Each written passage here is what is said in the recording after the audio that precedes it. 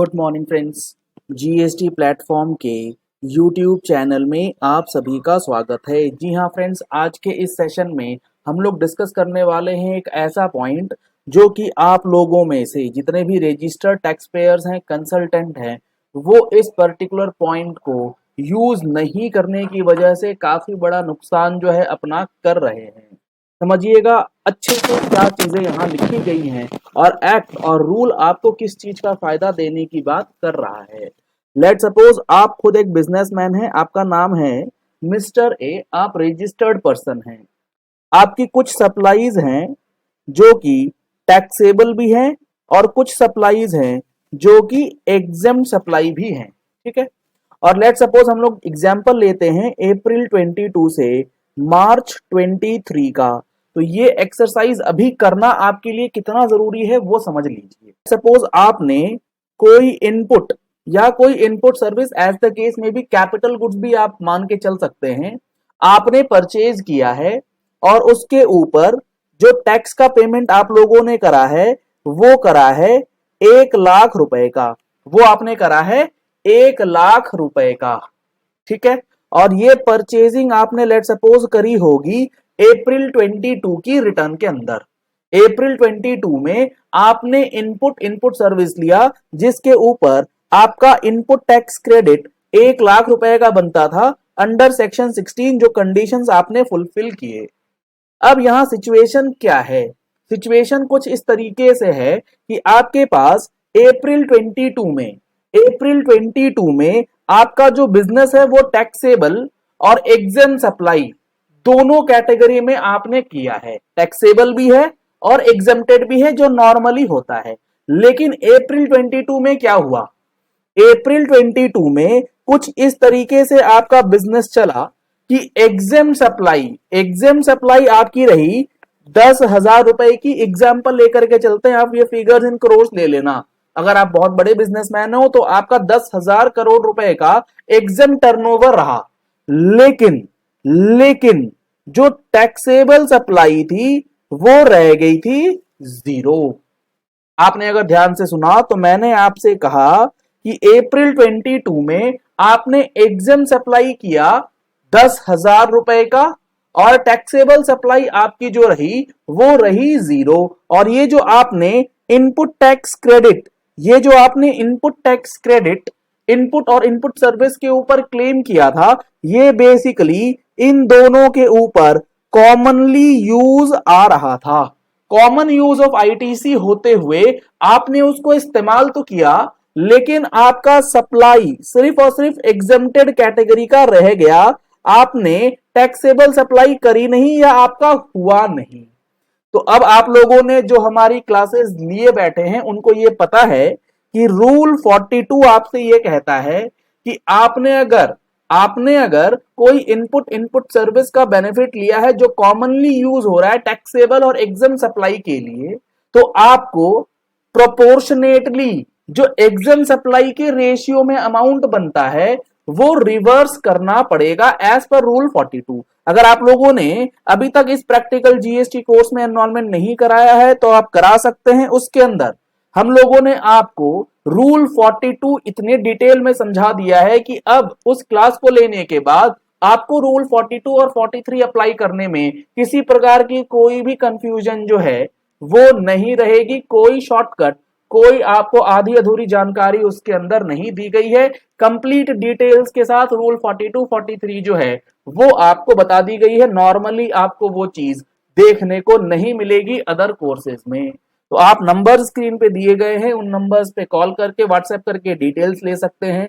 Link आपको video के description box में दिया गया है। आप डायरेक्टली उस एप्लीकेशन के थ्रू भी कोर्स को परचेज कर सकते हैं जिसकी क्लासेस आपको 1 साल तक रिकॉर्डिंग्स के साथ अवेलेबल भी करवाई जा रही है। तो अब मुद्दा क्या है? इंपॉर्टेंट पॉइंट जो है वो ये है कि अब आपका अप्रैल 22 में जब आप अपनी रिटर्न भर रहे होंगे तो आपको रूल 42 लगाते हुए जो आपका एग्जेम्प्ट टर्नओवर था 10,000 रुपए का, उसमें से आपको प्रोपोर्शनेट रिवर्स करना है कि टोटल टर्नओवर में से एग्जेम्प्ट टर्नओवर कितना है। तो टोटल टर्नओवर जब आप निकालेंगे तो एग्जेम्प्ट प्लस टैक्सेबल दोनों को जोड़ेंगे तो वो 10,000 रुपए आएगा और कॉमन आईटीसी से आप मल्टीप्लाई कर देंगे, जिसका फॉर्मूला बन के आता था E/F इंटू C2। ये जो C2 और C3 का कॉमन क्रेडिट निकलता है उसकी डिटेल डिस्कशन हमने करी है, वो चीजें मैं आपको अभी यहां पर नहीं बता रहा, मैं सिंपल ये चीज कह रहा हूं, ये कॉमन क्रेडिट जो C3 आपका निकला है उसके ऊपर ये कैलकुलेशन होता है। अभी के लिए आप इसे C3 जो है वो मान सकते हैं, यानी कि कॉमन क्रेडिट। C3 या ना लिखे तो कोई बात नहीं, यहां आप लिख लीजिए ये आपका कॉमन क्रेडिट है।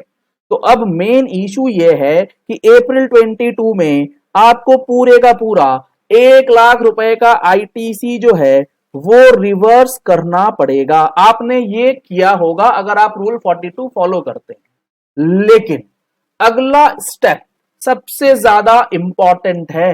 अगला स्टेप यहां पर बेहद इंपॉर्टेंट है। वो क्या? गवर्नमेंट ने ये कहा कि आप जब रूल 42 अप्लाई करें तो आप हर महीने चेक करें, क्योंकि आपने ये जो मटेरियल लिया है ये ठीक है अप्रैल महीने में तो आपका टैक्सेबल हुआ है नहीं, सिर्फ एग्जम्प्ट रहा, मई में हुआ, जून में हुआ, जुलाई में हुआ और उसके कई महीनों तक वो टैक्सेबल सप्लाई होता रहा, लेकिन आपने ये पूरा 1,00,000 रुपए जो है वो तो रिवर्स कर दिया। इसको क्लेम कैसे करेंगे अब आप? ऐसा तो है नहीं कि ये जो इनपुट है ये सिर्फ अप्रैल महीने में ही इस्तेमाल हुआ होगा पूरा का पूरा, ये तो आप आगे भी इस्तेमाल कर रहे हैं, टैक्सेबल सप्लाईज भी आपकी हो रही है। तो इस चीज को ध्यान में रखते हुए गवर्नमेंट ने रूल 42 के अंदर लिख करके आपको ये बताया है कि ये जो आप अप्रैल 22 में मंथली एक्सरसाइज करके आए हैं, जब अप्रैल 22 से मार्च 23 का पीरियड खत्म हो जाए तो आप इसका एक फाइनल एनुअल कंप्यूटेशन जरूर कर लें। आप अगर एनुअल कंप्यूटेशन करेंगे तो लेट सपोज पूरे साल में, जिसमें अप्रैल 22 का भी फिगर है, उसमें 10,000 रुपीज का एग्जाम सप्लाई था और अप्रैल 22 से लेके मार्च 23 तक लेट सपोज 1,00,000 का आपका टैक्सेबल सप्लाई भी था, तो आपने अप्रैल महीने में तो 1,00,000 रुपए रिवर्स कर दिए होंगे, तो अब आपको वो रिक्लेम करने का बेनिफिट गवर्नमेंट देने जा रही है। तो गवर्नमेंट कहती है आप पूरे साल में एक बार फिर से कैलकुलेशन कीजिए पूरे साल के टर्नओवर के बेसिस पे। तो पूरे साल में आपने एग्जाम टर्नओवर करा है 10,000 और आपका जो पूरे साल का टोटल टर्नओवर है, पूरे साल का जो टोटल टर्नओवर है वो अब हो जाएगा 1,10,000 रुपए का, क्योंकि पूरे साल में आपने टैक्सेबल भी करा है, एग्जाम भी करा है, और अप्रैल महीने में सिर्फ और सिर्फ टैक्सेबल था नहीं, एग्जाम था, जिसकी वजह से पूरा का पूरा रिवर्स आपने कर दिया था। तो अब आपको जो ये कॉमन क्रेडिट 1,00,000 रुपए का रिवर्सल हो चुका है, इसका बेनिफिट जो है वो गवर्नमेंट किस तरीके से कहती है कि आपको ले लेना है। अब गवर्नमेंट कहती है कि अब आप इस फॉर्मूले को लगाओ और इसको डिवाइड कर दो, जो भी आपका अमाउंट बन के आएगा उस अमाउंट को कंपेयर कर लो कि जो आपने ऑलरेडी रिवर्स कर रखा है, जो आपने यहां पर लेट सपोज 1,00,000 रुपए रिवर्स किए थे, अब जब फाइनल कंप्यूटेशन कर रहे हो, तो लेट सपोज ये आपका आ रहा है 10,000 रुपए का ही रिवर्सल, तो बैलेंस 90,000 का इनपुट टैक्स क्रेडिट आप रिक्लेम कर सकते हो। इस इनपुट टैक्स क्रेडिट को आपको क्लेम कर लेना है। तो इतना बड़ा फायदा आप जो है रूल 42 को बिना फॉलो किए गवा रहे हैं, क्योंकि आपने रूल 42 अच्छे से समझा ही नहीं है किस तरीके से एनुअल कंप्यूटेशन जो है आपको बेनिफिट दे जाएगा। यहां पर आप रूल 42 का सब रूल 2 और उसका क्लॉज भी पढ़ेंगे तो ये कहता है where the aggregate of amounts determined under sub rule 1 in respect of D1 and D2। ये क्या है D1 D2? ये बेसिकली अमाउंट ऑफ रिवर्सल है जो मैंने आपको बताया है। Exceeds the aggregate amount calculated in respect of D1 and D2, मतलब पूरे साल का आपने निकाला फाइनल अमाउंट, तो वो अगर एक्सीड कर रहा है तो it can be claimed by the registered person in his return for a month not later than September from the end of the financial year to which such credit relates.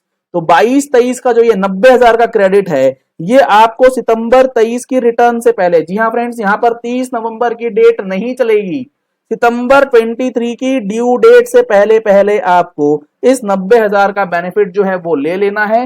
Rule ने आपको ये benefit दे दिया है। तो आशा करते हैं अगर आप ऐसे काम में इन्वॉल्व थे और आपने आज तक इसका बेनिफिट नहीं लिया है तो आज के बाद आप इसका बेनिफिट जरूर लेंगे। चलिए इस वीडियो को यही एंड करते हैं। आशा करते हैं आपको ये पॉइंट क्लियर हो गया होगा कि एक्सेस आईटीसी रिवर्स करने के बाद उसे रिक्लेम किस तरीके से किया जा सकता है। अगर आपने हमारी मंथली टैक्स मैगजीन का सब्सक्रिप्शन नहीं लिया है तो दिए गए नंबर्स पे कॉल करके व्हाट्सएप करके आप टैक्स मैगजीन का सब्सक्रिप्शन ले सकते हैं, जिसमें monthly GST and income tax से रिलेटेड अपडेट्स आपको प्रोवाइड किए जाते हैं।